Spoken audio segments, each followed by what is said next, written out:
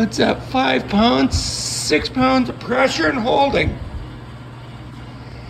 Been there for about 3 minutes. Got a little bit of a leak around my seal, but that's not a problem. All good.